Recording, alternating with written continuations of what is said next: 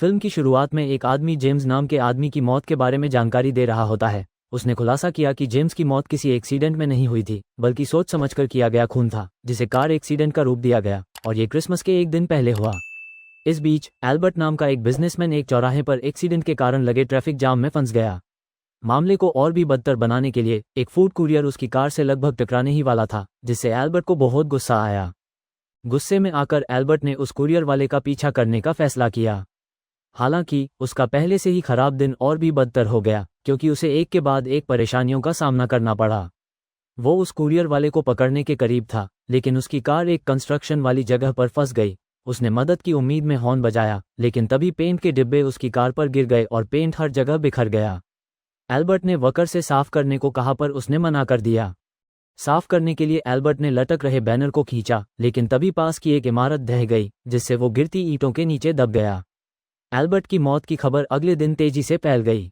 कुछ अनजान लोगों पर शक होने लगा, जिनमें भेष बदलने में माहिर वेड, जैकी नाम की एक महिला जिसने उनका ये प्लान बनाया, और ध्यान भटकाने में माहिर स्टीव। इन तीनों को क्राइम स्पॉट के पास देखा गया था। बाद में पता चला कि ये तीनों असलियत में हिटमैन का एक गैंग था, जिसने एल्बर्ट की हत्या की प्लानिंग की थी। एक बार जब क्लाइंट के कहे मुताबिक काम पूरा हो गया, तो उन्होंने गैंग के लीडर रॉबर्ट के गाड़ी के अंदर पैसों का बैग रख दिया।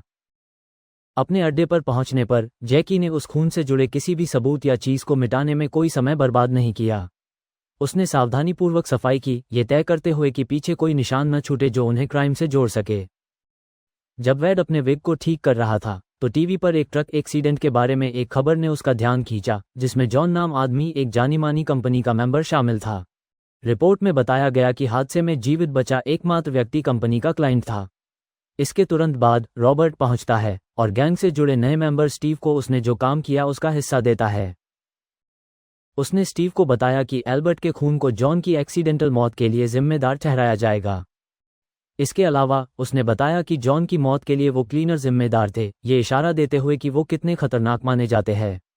चौंकाने वाली बात यह है कि उसने खुलासा किया कि जेम्स की मौत एक्सीडेंटल नहीं थी, बल्कि उन्हीं अनजान लोगों द्वारा रची गई थी, जिनसे उसे डर था कि अब वो उनके निशाने पर हो सकते हैं। अगले दिन रॉबर्ट को एनी नाम की एक महिला के घर की ओर जाते हुए देखा गया। पता चला एनी ने रॉन नाम के एक प्रोसिक्यूटर को, जो उसका पिता भी था, जिसे मारने के लिए रॉबर्ट और उसके गैंग को कॉन्ट्रैक्ट दिया हुआ था। अपने टारगेट के बारे में सभी जरूरी दस्तावेज और जानकारी जमा करने के बाद रॉबर्ट को पता चला कि रॉन ने पहले अपनी पत्नी को मारने के लिए एक हिटमैन को काम पर रखा था। ऐसा इसलिए था क्योंकि उसकी पत्नी एक घोटाले में फंस गई थी। वो मीडिया से दूर रहना चाहता था कि कहीं उसकी पत्नी मीडिया के सामने सारे राज न खोल दें। इसलिए एनी ने अपनी मां की मौत के बदले में अपने पिता का खून करने के लिए रॉबर्ट को काम पर रखा। रॉबर्ट ने रॉन की हत्या का प्लान बनाने के लिए अपने दोस्तों से बातचीत की। उन्होंने प्रोसिक्यूटर को मारने के अलग अलग तरीके बताए, जैसे कि एक रोड एक्सीडेंट, लेकिन इस प्लान को तुरंत खारिज कर दिया, क्योंकि रॉबर्ट को चिंता थी कि इससे उनकी जान खतरे में पड़ सकती है। जैकी, वैड और स्टीव को एक अलग प्लान बनाने का काम सौंपा गया, जिसमें कोई रोड एक्सीडेंट शामिल नहीं था। अलग अलग तरीकों पर सोचने के बाद जैकी ने रॉन को बिजली के झटके से मारने का सुझाव दिया। रॉबर्ट, जो प्लान का मास्टरमाइंड था, जैकी के आइडिया से सहमत था। वो सभी जानते थे कि उन्हें ये सब कुछ फूल प्रूफ तरीके से करना होगा, ऐसा न हो कि आगे चलकर वो खुद न फंस जाए। रॉबर्ट रॉन को मारने का एक प्लान बताता है। अगर बारिश होती है तो ही ये प्लान काम करेगा। इस प्लान में स्टीव एक रिपोर्टर बनता है और ज्यादा चमकदार फ्लैश वाले कैमरे का इस्तेमाल करके रॉन और उसकी बेटी की तस्वीरें लेता है। उसी समय ध्यान भटकने वाली फ्लैश के कारण एनी ने अपने पिता की व्हीलचेयर को छोड़ दिया। व्हीलचेयर तब तक अपने आप घूमती रहेगी जब तक कि वो पानी के गड्ढे के ठीक ऊपर नहीं रुक जाती, जहां बिजली के तार बिछे होते हैं। इसके बाद केबलों से रॉन को कट लग गया, जिससे उसकी मौत हो गई। जब उन्हें एहसास हुआ कि जैकी उस रात उनके तय किए हुए जगह पर नहीं थी, तो गैंग ने अपने प्लान में देरी करने के बारे में सोचा। हालांकि उन्होंने मिशन को आगे बढ़ाने का फैसला किया और रॉन को सफलतापूर्वक मारने में कामयाब रहे। ये एक मुश्किल पल था, लेकिन उन्होंने इसे बिना किसी रुकावट के निपटा लिया। अपना मिशन पूरा करने के बाद स्टीव और रॉबर्ट जैकी की तलाश के लिए अलग हो गए, जो पहले लापता हो गया था। रॉबर्ट ने वैड को जीपीएस का इस्तेमाल करके जैकी के लोकेशन को ट्रैक करने के लिए कहा। जब रॉबर्ट ने बस स्टॉप पर जैकी की परछाई देखी, तो वो दौड़कर गया और देखा कि एक बस उसकी ओर तेजी से आ रही है।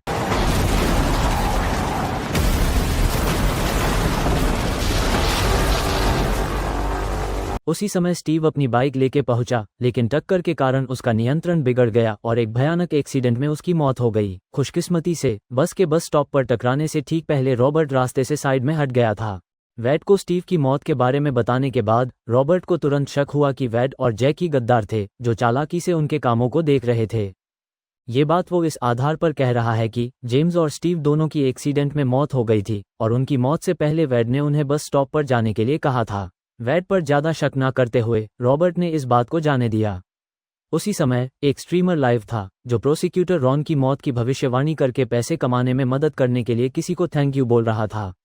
स्ट्रीमर बहुत ही खुश था और अपने अनजान मददगार को शाउट आउट दे रहा था, जिसके कारण उसे बड़ी रकम मिली। लाइव स्ट्रीम देखकर एनी ने स्ट्रीमर की जांच करने का फैसला किया कि क्या उसका रॉबर्ट से कोई संबंध है। वो इसकी तह तक जाने और ये पता लगाने का फैसला करती है कि क्या स्ट्रीमर और हिटमैन क्रू के बीच भी कोई संबंध था। लेकिन उसके प्लान में रुकावट आ जाती है जब जेन नाम की एक जासूस उससे बात करने आई। जेन ने सवाल पूछना शुरू कर दिया कि एनी के पिता रॉन की मौत कैसे हुई। सहयोग करने के बजाय एनी नाराज हो गई और उसने जेन को उसके ऑफिस से बाहर निकाल दिया। इस बीच रॉबर्ट चुपके से जासूस का पीछा कर रहा था। वो देखना चाहता था कि जेन क्या कर रही है और क्या वो उनके ऑपरेशन को उजागर करने के करीब पहुंच रही है। लेकिन जब उसने जैकी को क्राइम स्पॉट पर देखा जहां रॉन की मौत हुई थी, तो उसने जैकी से बात करने का फैसला किया। जैकी ने पहले तो रॉबर्ट को जेम्स समझ लिया, लेकिन जब भ्रम दूर हो गया तो उसने रॉबर्ट को अपने घर बुलाया। जब रॉबर्ट जैकी के घर गया तो वो वहां की गंदगी और उसके द्वारा ली जा रही दवा को देखकर हैरान रह गया। वो जगह अजीब थी और ये स्पष्ट था कि जैकी मुसीबतों से जूझ रही है। जैकी ने बताया कि वो अपने ब्रेन फंक्शन के लिए 1 साल से दवा ले रही थी, क्योंकि हाल ही में उसे पता चला कि उसे अल्जाइमर बीमारी है। इससे ये बात तो साफ हो गई कि वो जेम्स की मौत के बारे में क्यों भूल गई। रॉबर्ट निराश और हताश महसूस करता है क्योंकि जैकी की परिस्थितियों ने चीजों को और भी जटिल बना दिया है। आखिरकार जैकी को ढूंढने के बाद रॉबर्ट ने एनी की हरकतों पर कड़ी नजर रखने का फैसला किया। जब एनी क्रिस नाम के एक बीमा एजेंट से मिली तो रॉबर्ट को सच में शक हुआ, ये सोचकर कि शायद क्रिस एनी द्वारा पहले इस्तेमाल किए गए क्लीनर से जुड़ा हुआ था। और जब उसने एनी को क्रिस के डॉक्यूमेंट ठुकराते हुए देखा तो उसने सोचना शुरू कर दिया कि क्रिस को अभी भी उसके साथ कुछ दिक्कत है। और फिर रॉबर्ट को क्रिस नाम के एक बीमा एजेंट के बारे में खबरें याद आईं, जिससे वो और भी ज्यादा परेशान हो गया। इसलिए उसने अपने शक को साबित करने के लिए किसी सबूत की तलाश शुरू कर दी। थोड़ी देर बाद उसने देखा कि जेन क्रिस के पास जाकर पूछ रही थी कि रॉन का बीमा एनी को क्यों दिया गया। क्रिस ने सीधे जवाब नहीं दिया और सिर्फ रॉन के कागजात दे दिए जिसमें एक अहम जानकारी गायब थी। रॉबर्ट इस एहसास से उबर नहीं सका कि कुछ गड़बड़ हो रही है। जेन के जाने के बाद रॉबर्ट ने गलती से क्रिस को किसी और से बात करते हुए सुन लिया। जब उसने क्रिस को एक बूढ़ी औरत का जिक्र करते हुए सुना जो लापता हो गई थी तो उसे आश्चर्य हुआ। उसे ख्याल आया, इसलिए उसने जैकी का पता लगाने के लिए तुरंत अपना फोन अनलॉक किया। क्रिस द्वारा उसे एक दस्तावेज देने के अगले दिन एनी अपने पिता की हत्या के लिए रॉबर्ट की कार में पैसे छोड़ने के लिए कार पार्क में गई। लेकिन मामला तब बिगड़ गया जब रॉबर्ट ने एनी के फोन पर कॉल किया और वैड को पैसे मांगते हुए सुना। रॉबर्ट ने वैड पर अपने दोस्तों को मारने में क्लीनर की मदद करने का आरोप लगाया, लेकिन वैड ने कहा कि ये सब एक गड़बड़ थी। वो बहस करने लगे और रॉबर्ट ने गलती से फायर अलार्म दबा दिया, जिससे हाई प्रेशर वाला पानी वैड पर लगा और उसकी मौत हो गई। वो कार पार्किंग से निकलता है, लेकिन तभी एनी बिल्डिंग से गिर गई और उसके सामने कार पर जा गिरी। वो डर जाता है और फिर आगे बढ़ता है। इसके कुछ समय बाद रॉबर्ट को जैकी का फोन आया कि एक क्लीनर पास में है। उसने समय बर्बाद नहीं किया और जैकी के घर पर पहुंचा और वहां जाकर पता चला कि जैकी की उसके आंगन में मौत हो गई है। उसके लिए इसे स्वीकार करना सचमुच कठिन था, खासकर इसलिए क्योंकि उसे याद था कि क्रिस ने उसे पहले एक बूढ़ी औरत के मरने के बारे में बताया था। जब रॉबर्ट को पता चला कि उसके सभी दोस्त मर गए हैं तो वो अपने अपार्टमेंट में वापस जाता है। उसने देखा कि कुछ पुलिस वाले अगले दरवाजे पर किसी चोरी की जांच कर रहे थे। जब वो अंदर गया तो सारी चीजें बिखरी हुए देखकर हैरान होता है, लेकिन अपने मरे हुए दोस्तों का बदला लेना नहीं भूल सकता। उसी समय पहले वाला स्ट्रीमर, जिसका नाम हौसा था, टीवी स्टेशन में घुस गया और डिलीवरी बॉय होने का नाटक किया। एक बार जब वो अंदर आया तो वो लाइव हो गया और उनके सिस्टम में गड़बड़ कर दी, जिससे वो हर जगह नेशनल टीवी पर दिखाई देने लगा।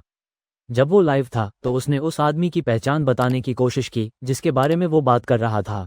उसी समय रॉबर्ट ने क्रिस को मारने का एक सही तरीका निकाला था। उसने ये तय कर लिया था कि ये एक आम कार एक्सीडेंट की तरह दिखे।